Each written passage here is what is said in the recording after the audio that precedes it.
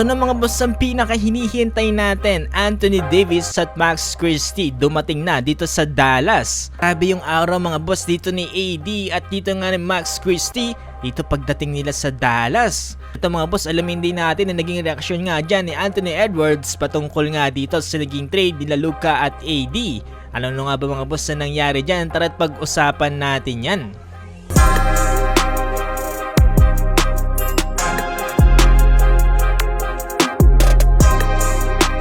So eto nga mga boss, no, ilang oras lang matapos nating mag-upload kanina, kay pa lang ng eroplano itong sila Anthony Davis at itong si Max Christie at meron pa nga silang mensahe para sa kanilang fans kanina para dito sa Dallas Mavericks.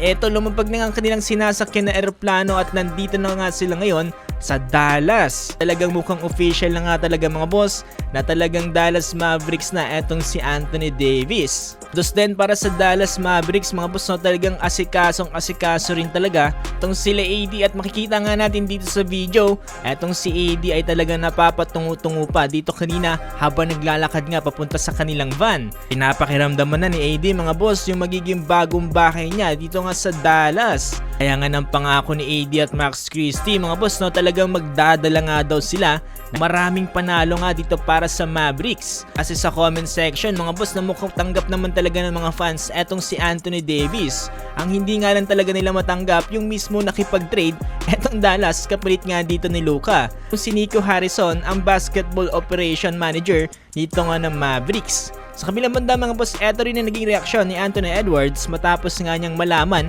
ang naging trade nga dito ni Luka at Anthony Davis. Karoon ng laban ngayon ng Minnesota Timberwolves kontra nga dito sa Sacramento Kings na kung saan nanalo ang Kings sa final score na 116-114. At during press conference na itanong nga dito si Anthony Edwards kung ano nga ba daw yung masasabi niya patungkol dito sa nangyaring trade. Ayon kay AE mga boss na etong si Luka Doncic nga daw ay na-trade sa edad na 25 years old at franchise player pa dito ng Mavericks. Kaya naman kinabahan itong bigla itong si Anthony Edwards dahil siya daw ay 23 years old at sana naman daw ay hindi ito mangyari para sa kanya. Medyo nagbibiro-biro lang itong si Anthony Edwards pero ramdam ko yung kaba niya, no, mga boss, yung sinabi niya to dahil hindi pa nga daw sinabi kay Luka Doncic na iti-trade siya tapos ganito na lang yung nangyari. Pa ni Anthony Edwards, hindi ka nga daw talaga dapat i-trade sa age ng 25, you just go with the NBA Finals. Kaya naman talagang shocking ang ginawa dito ng Dallas Mavericks kahit nga mismo ang mga kapwa NBA players nila kagaya nito ni Anthony Edwards ay talagang nagugulat. Sabi ni AE nalulungkot daw siya para dito kay Luka Doncic lalong-lalo na dito sa mga napapanood niya sa mga YouTube videos. Ang biro dito ni Anthony Edwards kung iti-trade nga daw siya ay please nga lang daw kahit papano naman ay ipaalam naman daw sa kanya. So yun mga boss, anong masasabi niya patungkol dito, no? Nakaka-excite na ang magiging laban dito ng Dallas at ng Lakers sa mga susunod na araw.